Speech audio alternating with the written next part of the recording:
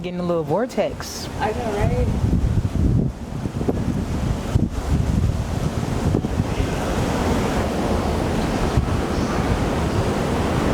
All right. Well, we are in fact recording. Do you think we should put the deck cat on there to stop the... Hello, everybody. Zeph Jones here, and I'm with a wonderful musician, talented composer, performer, all the things. Her own collective that has been doing some amazing things, and we're just gonna let her tell it, because if I tell it, then that's the interview. So give them a brief description about who you are and why we have you here today. What's up, y'all? I'm Prudence, or P for short. Fly ass nigga. Think I'm a talented motherfucker. Yeah, but music is my life. Basically, I've created music to become my life. I've been playing, I want to say, since I was like 7, and from there I just fell in love with it. Like, we've just been inseparable since then. When I graduated high school, kind of in the middle of my college career, I created the Ptntlnrgy Collective because there wasn't really like a space for us to study the music that resonated with us. I went to Alabama State University, and they have a classical music performance program, which is great, which is wonderful, creates a great foundation for musicians. However, that's not the music we grew up on. That's not the music that we're listening to every day. That's not the music we're playing every day. I wanted to create a space where we could play and listen to the music that resonates with us, as well as use that same music to study. So Ptntlnrgy Collective was founded in 2022 with a group of me and some fellow musicians and friends and whatnot. So basically what we do is we create educational or music educational resources for instrumental spaces, as well as we do live performances, live recordings, professional recordings and whatnot for the public consumption.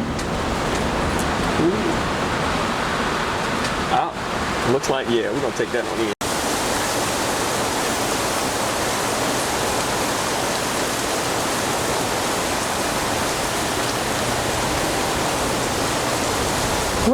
You make orange juice and leave them wondering how you did it.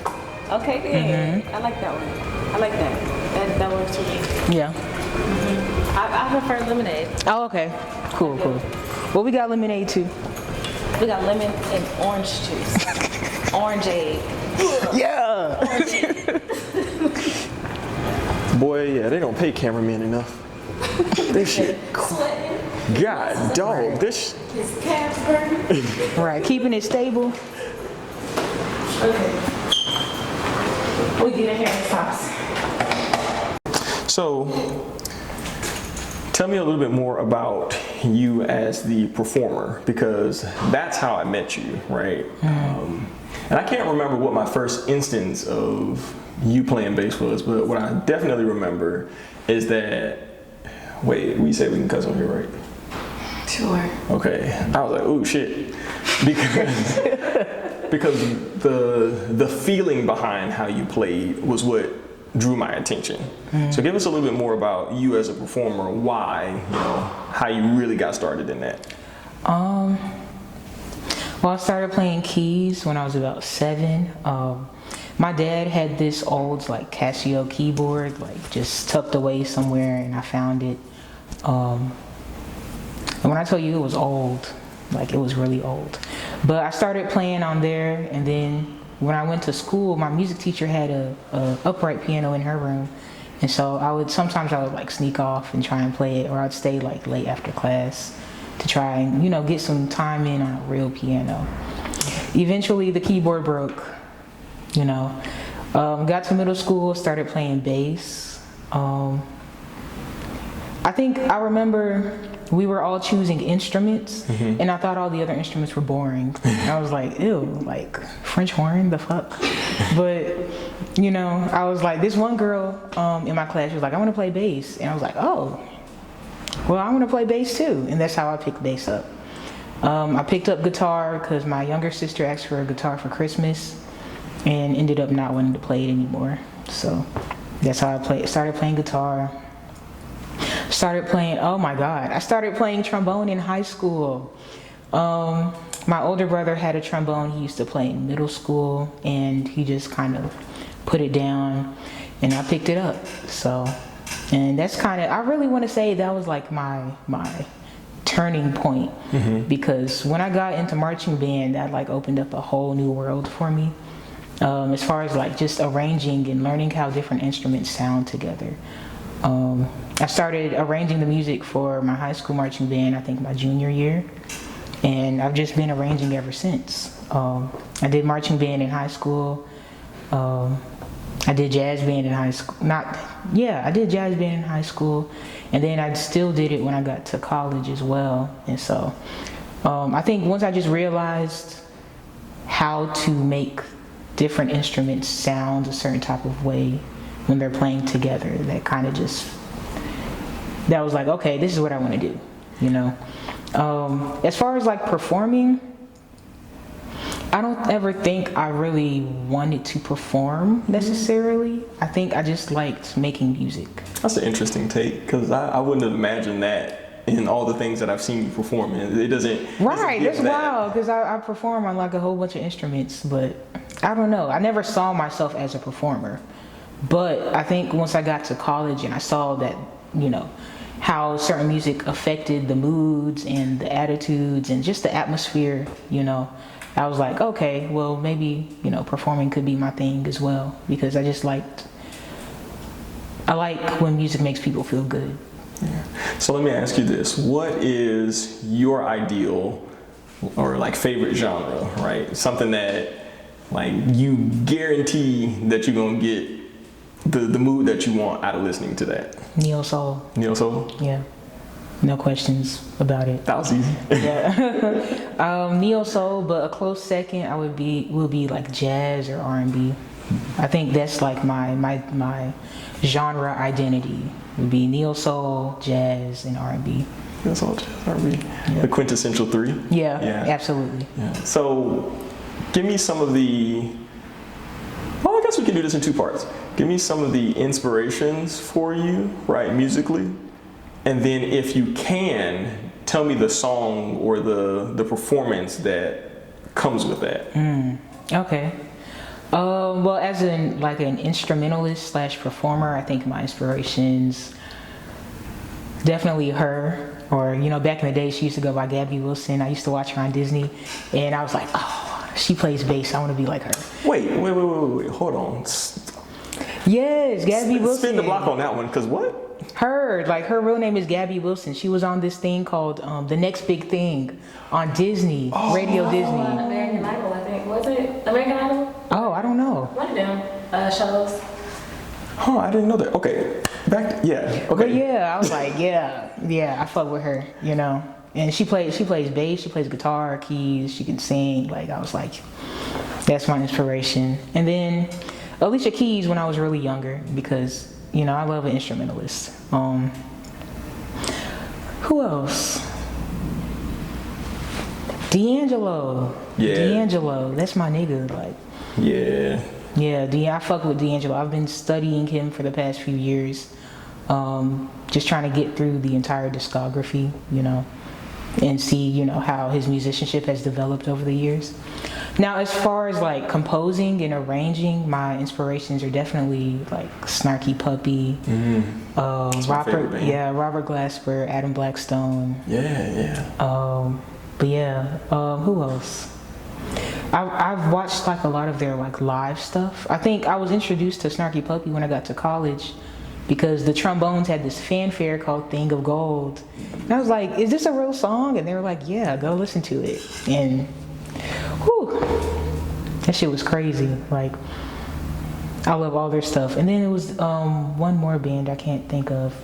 Recently, I've been listening to JD Beck and Domi. JD Beck and Domi, yep. Yeah, they're fire.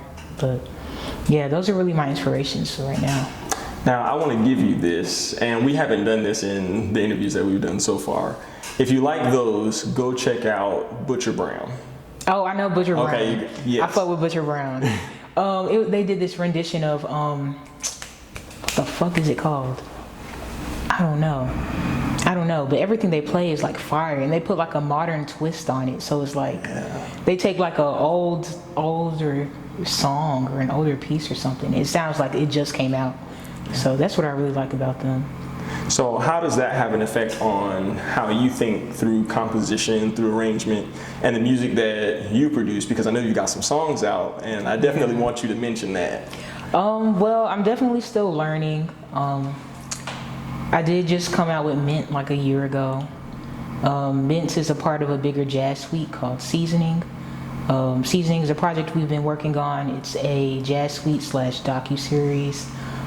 Each episode is named after a different seasoning or flavor or spice or something. And with each song that comes out, we have an episode that documents like the creation of the song and whatnot.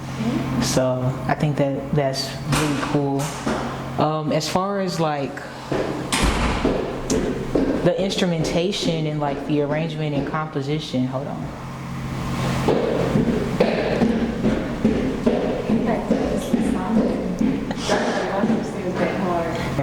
As far as like Mint's, like the instrumentation and the arrangement and everything, I don't want to say it was like on accident, but some of it was really like on accident. And then I was like, okay, well, what sounds good with this? And I just kind of started adding on. When I was doing Mint, I started off on keys. And I was just kind of playing the same chords over and over again because I was drawing a blank. Like I couldn't figure out what I can add to this. And so that's kind of part of what we were doing in the first episode.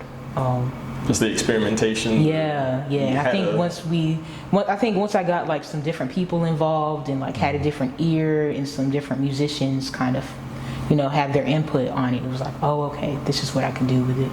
So was that the like true formation of the collective as a performing group? Because as you already stated that, Potential Energy existed long before.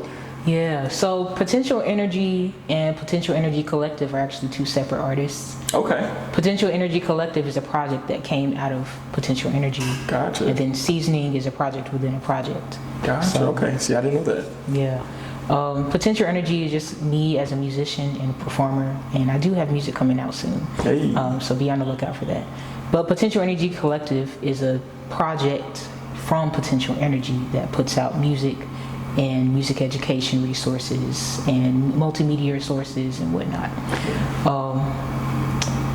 I don't even know if I answered your question. No, I think that you did. Yeah, I think that's a fair response to that question. And ultimately, I know that as a performer, as a composer, as an arranger, as a dope person, right? You're gonna have this future vision that exists, right? There are all these things that you want to accomplish. Can you give us maybe just one of those to look forward to beyond just the music coming out? Okay, well, two things. I guess these would be like relatively short-term goals. Okay. We definitely want to finish Seasoning like in its entirety.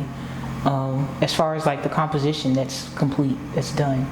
We just got to record and film and whatnot. And then I also want to do a live recording of the entire suite, so it can be like so it can flow together and people can understand how each movement ties in with one another. So, yeah.